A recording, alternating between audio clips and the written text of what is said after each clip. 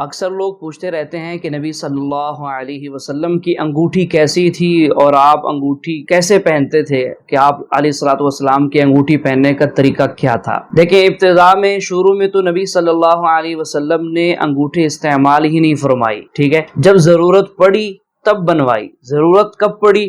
تو روایات کے اندر آتا ہے صلح حدیبیہ کے بعد، جب نبی صلی اللہ علیہ وسلم نے عجم کے بادشاہوں کو خطوط لکھے، تبلیغی خطوط لکھ کر ان کو اسلام کی طرف رغبت دلائی، اسلام کی دعوت دی، تو عجم بادشاہوں کا یہ طریقہ تھا کہ جب ان کے پاس کوئی خط آتا اور خط کے اوپر مہر لگی ہوئی ہوتی تو وہ خط کو قبول کرتے اور اس کا جواب بھی دیتے تھے، اور اگر اس کے اوپر مہر لگی ہوئی نہ ہوتی تو پھر اس خط کو نہ وہ قبول کرتے تھے اور نہ ہی اس کا کوئی جواب دیا کرتے تھے۔ تو اس وجہ سے نبی صلی اللہ علیہ وسلم کو انگوٹھی بنوانی پڑی، اور انگوٹھی کے اوپر محمد الرسول اللہ یہ نبی علیہ السلام نے لکھوایا۔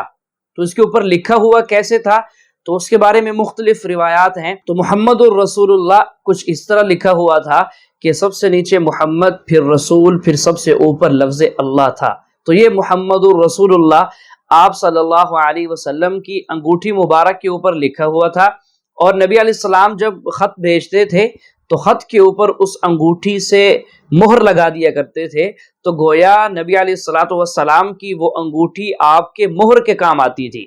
تو نبی علیہ الصلوۃ والسلام نے اوپر محمد الرسول اللہ لکھوایا، تو محمد الرسول اللہ آپ صلی اللہ علیہ وسلم کی انگوٹھی مبارک کے نگینے پر لکھا ہوا تھا۔ تو وہ نگینہ کیسا تھا؟ تو ایک روایت میں تو آتا ہے کہ وہ نگینہ بھی چاندی کا تھا، اور بعض روایات میں آتا ہے کہ نبی علیہ السلام کی انگوٹھی وہ حبشی نگینے والی تھی۔ حبشی نگینہ اس لیے کہا جاتا ہے کہ وہ چونکہ جو نگینہ تھا اس کا جو کلر تھا وہ سرخ ریڈ کلر کا تھا، اور وہ اتنا زیادہ تیز رنگ تھا کہ کالا مائل تھا، تو اس وجہ سے اس کا نام جو ہے وہ حبشی نگینہ پڑ گیا۔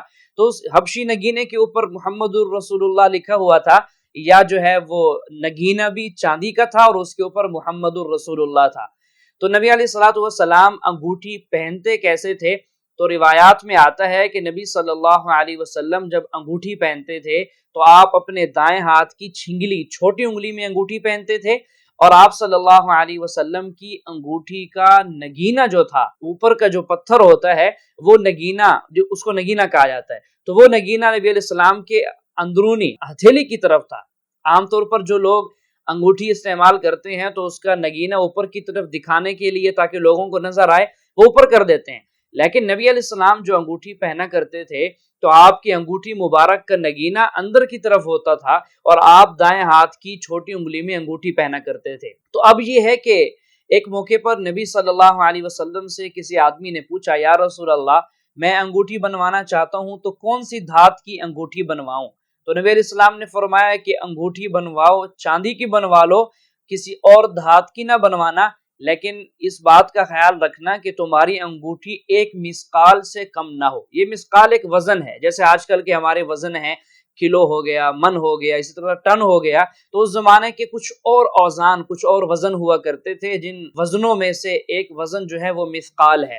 مسقال 4.5 ماشے کو کہا جاتا ہے۔ تو 4.5 ماشے کی انگوٹھی اگر کوئی آدمی بنوا لیتا ہے اور وہ چاندی کی بنواتا ہے تو اس کے لیے پہننا جائز ہے۔ تو چاندی کی انگوٹھی 4.5 ماشے سے زیادہ وزن کی بنوانا جائز نہیں ہے۔ نبی علیہ السلام نے واضح ارشاد فرمایا ہے کہ انگوٹھی بنوانی ہے تو 1 مسقال سے کم وزن ہو، 1 مسقال سے زیادہ وزن نہ ہو، تو گویا 4.5 ماشے سے کم وزن ہو تو اس انگوٹھی کو استعمال کیا جا سکتا ہے۔